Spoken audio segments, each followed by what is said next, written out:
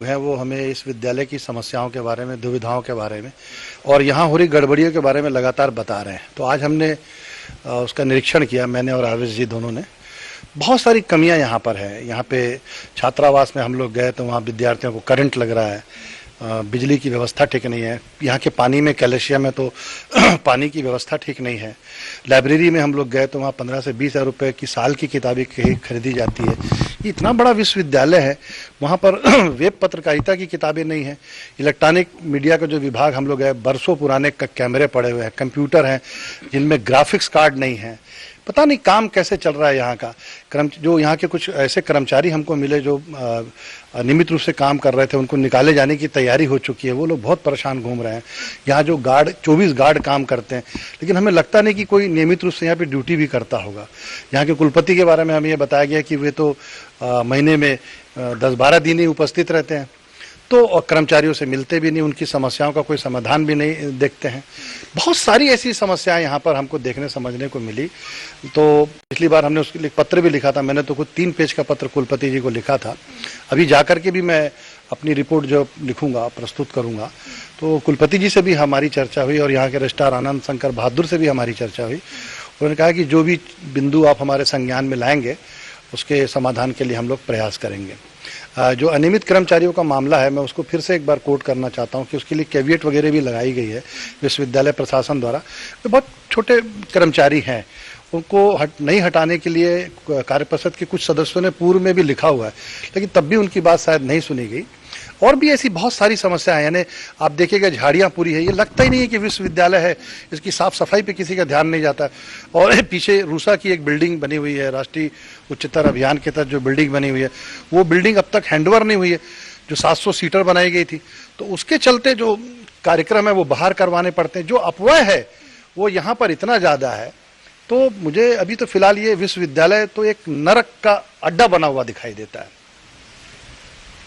जी देखिए, समाधान के लिए बहुत जरूरी है कि कार्य परिषद की सहमति हो, उसके बाद सरकार इस पर ध्यान दे और सरकार के जो विभिन्न अंग हैं, उच्च शिक्षा विभाग है, उच्च शिक्षा मंत्री है, उनसे हम लोग बात करेंगे। जो सबसे बड़ी चीज दिखाई दे रही है इस इंस्टीट्यूट में, इस यूनिवर्सिटी में, कि जर्नलिज्म का ये वो छत्तीसगढ़ का एक बड़ा इंस्टीट्यूट है, इसको इंस्टीट्यूट ऑफ एक्सीलेंस होना चाहिए। देश में ये बहुत आगे बढ़ सकता है।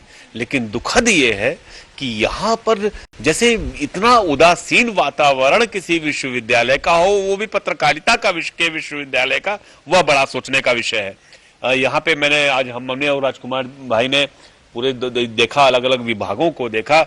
यहाँ पे तमाम इक्विपमेंट्स हैं, लाखों के इक्विपमेंट्स लगे हुए हैं, लेकिन जिस तरह से बच्चों को ट्रेनिंग देनी चाहिए जर्नलिज्म की, प्रिंट जर्नलिज्म की, इलेक्ट्रॉनिक जर्नलिज्म की, वह नदारद है। वह कहीं नहीं दिखाई देता कि बच्चे बहुत बेहतरीन, इसकी शिक्षकों की बहुत कमी है, फैकल्टीज की बहुत कमी है। दूसरी बात, यूनिवर्सिटी में चारों तरफ गंदगी का साम्राज्य है, चारों तरफ दिखाई देता है। हॉस्टल में हालत खराब है, हॉस्टल में गए तो लाइट की समस्या है, बच्चों के साथ पानी पीने के पानी की समस्या है। तो इन सब बिंदुओं को लेकर कुलपति जी से बात हुई है। उन्होंने आश्वासन दिया है कि हम उस पर जल्द से जल्द काम करेंगे और हम चाहेंगे भी और ये सुनिश्चित भी कराएंगे कि जल्द ही इस विश्वविद्यालय का चेहरा बदले। और इसके लिए हम लोगों ने यह भी निर्णय लिया है आपस में बात करके कि हम लोग इस विश्वविद्यालय में हफ्ते में कम से कम 2 दिन का समय देंगे और छात्रों से, यहाँ के कर्मचारियों से, यहाँ के शिक्षकों से निरंतर संवाद करेंगे। जी देखिए, अभी समय सीमा तो कोई नहीं तय की गई है क्योंकि सारा सब कुछ प्रशासनिक है।